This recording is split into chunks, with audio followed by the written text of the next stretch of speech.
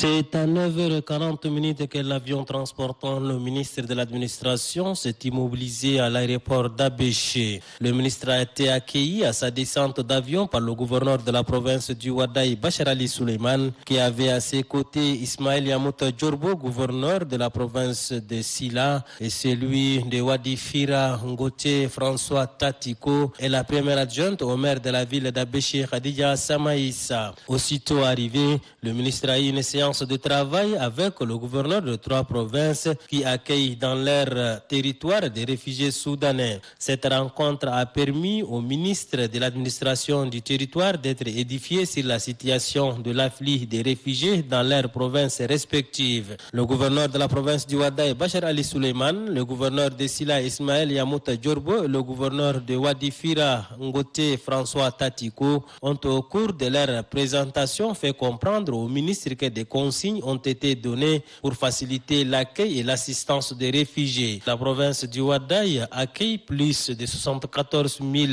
réfugiés soudanais. Celle de Sila accueille plus de 29 000 et celle de Wadi Fira plus de 67 000 réfugiés.